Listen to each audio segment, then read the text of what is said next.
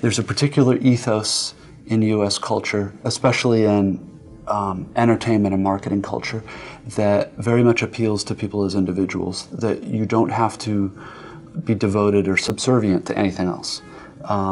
There is no larger good than your own good and your own happiness. We all worship, and we all have a religious impulse. We can choose to an extent what we worship, but the myth that we worship nothing and give ourselves away to nothing is simply sets us up to give ourselves away to something different. For instance, pleasure, or drugs, or the idea of having a lot of money and being able to buy nice stuff. Kids get exposed to very early that you are the most important and what you want is the most important, and that your job in life is to gratify your own desires. That's a little crude to say it that way, but in fact it's something of the ideology here, it's certainly the ideology that's perpetrated by television and advertising and entertainment, and the economy thrives on it. This is one enormous engine and temple of self-gratification and self-advancement, and in some ways it works very, very well.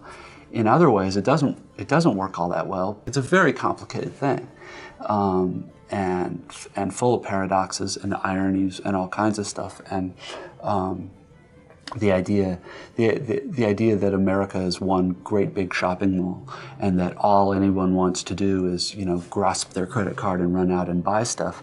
American economic and cultural systems that work very well in terms of selling people products and keeping the economy thriving do not work as well when it comes to educating children or helping us help each other know how to live. Really, it means something different from whatever I want to do.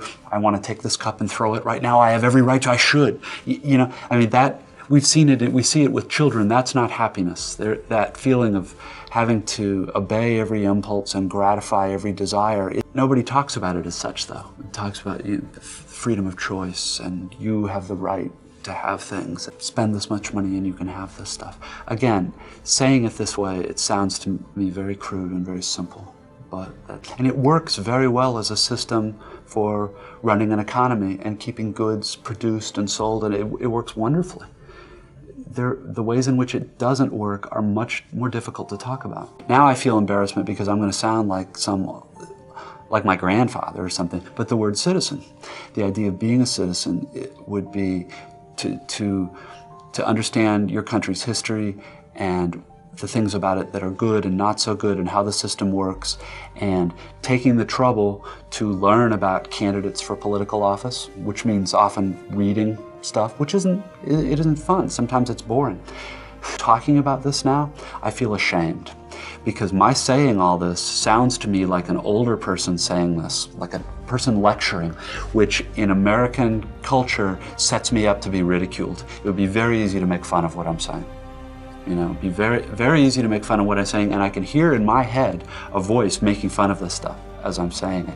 And this is the kind of paradox, I think, of what it is, of what it is to be a halfway intelligent American right now, and probably also a Western European, is that there are things we know are right and good and would be better for us to do, but constantly it's like, yeah, but it's so much funnier and nicer to go do something else, and who cares, and it's all bullshit anyway. And one of the things it causes is tension and unhappiness in people. I don't think it's very complicated, and I don't think I've named the only reason for it. The paradox is that sort of tension and complication and conflict in people also makes them very easy to market to. Because I can say to you, feeling uneasy, life feels empty, well, here's something you can buy or something you can go do. It makes us, it makes for, the economics term is inelasticity of demand. I demand all the time, no matter what the price of it is. And it works really well in an economic way. emotionally, spiritually, in terms of citizenship, in terms of feeling like a meaningful part even of this country, forget the world. But it's also a natural extension of certain cultural messages we send ourselves about ourselves that work very well in some ways and make us very rich and very powerful. It's all complicated.